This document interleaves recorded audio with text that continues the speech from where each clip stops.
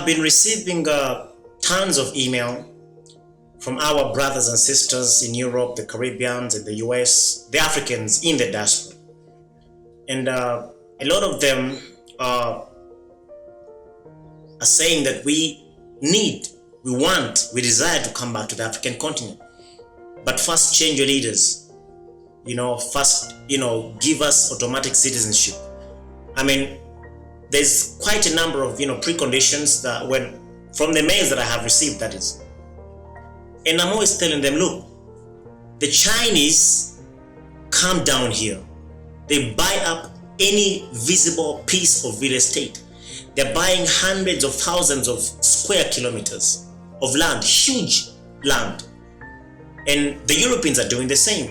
The American corporations are doing the same because they know that their presence here, gives them some kind of leverage with the African leaders. They come in as investors, and this alone opens up several doors for them to be accepted, even if it means they're going to, produce things that are very detrimental to the health of Africans. The African leaders do not really care about the what. They care about are these people bringing in some quick cash.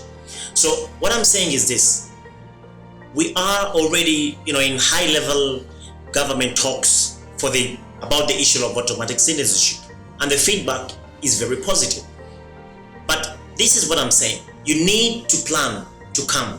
You need to purpose to come down here, and not just as individuals, because these guys do not come as individuals. They come as corporations. They come as investors, for lack of a better word.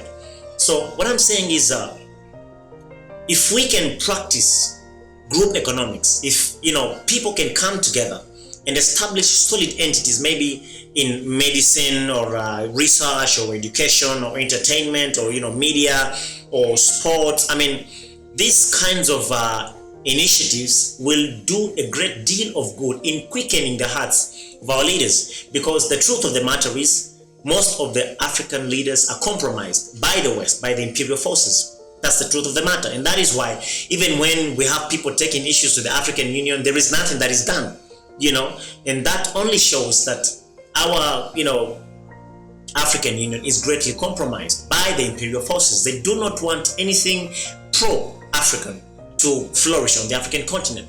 So we cannot use those channels, which we know for sure have been greatly compromised. Instead, we have to use another channel. We can come in through the channel of investment. And I'm not talking about, if you would like to do your personal business in any part of Africa, you're free to do that for, personal income in your family. No, that's not a problem at all. But I'm talking about having great impact, the kind of impact that the Chinese are having right now. They're coming with corporations and they're building things. They're producing things. They're investing so heavily in manufacturing for their own benefit, because all this money they make, they ship back to China.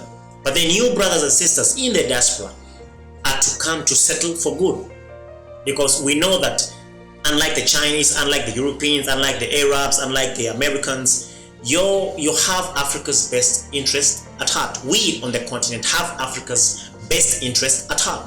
So if we can formidably come together and form a force of people that share share a common cause, we share the same aspiration for for digging Africa out of poverty, out of debt, out of sickness, out of disease, out of war, then I believe we are going to go a very, very long way in rebranding the African continent. Because, it is what it is. Africa is what it is today.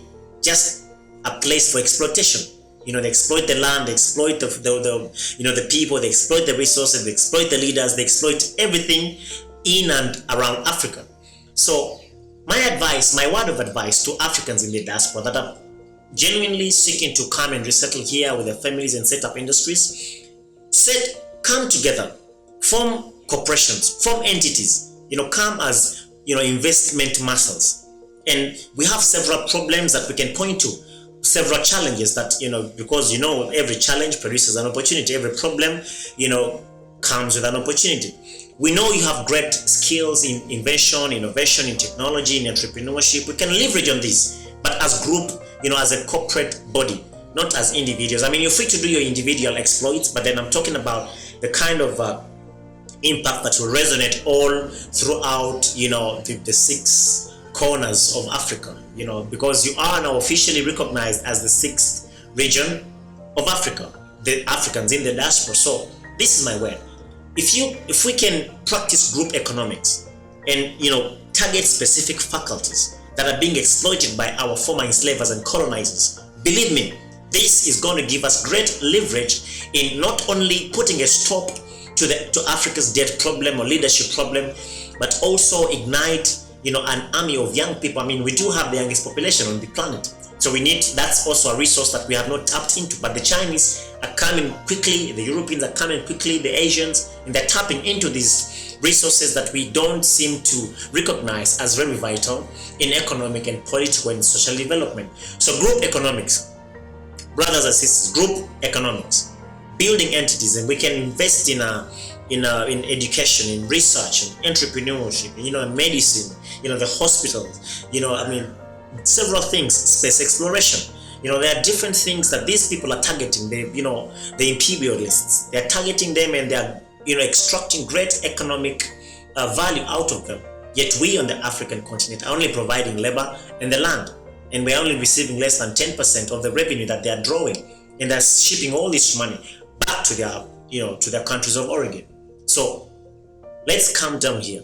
Getting land is not a problem. We are working with different people in West Africa, South African region. Dr. Maponga Joshua, very, very good colleague, very outspoken Pan-African voice. We are working together with, you know, very solid people. Dr. Tagara, not just, you know, in the area of Pan-African advocacy, but also in you know, corridors of power, just to make sure that, number one, the land issue is taken care of, getting, you know, land, and then automatic citizenship. So this is what we are currently engaged in, and we know that once we have a meeting point, the continental Africans plus the Africans in the diaspora, believe me, nothing will be off the limits. The Chinese and the Asians and the Europeans and Arabs and the American corporations that are exploiting the African continent will be easily dealt with only if we have a formidable force of, you know, group economists, people that have come together. I'm talking about the continental Africans and our brothers and sisters in their diaspora.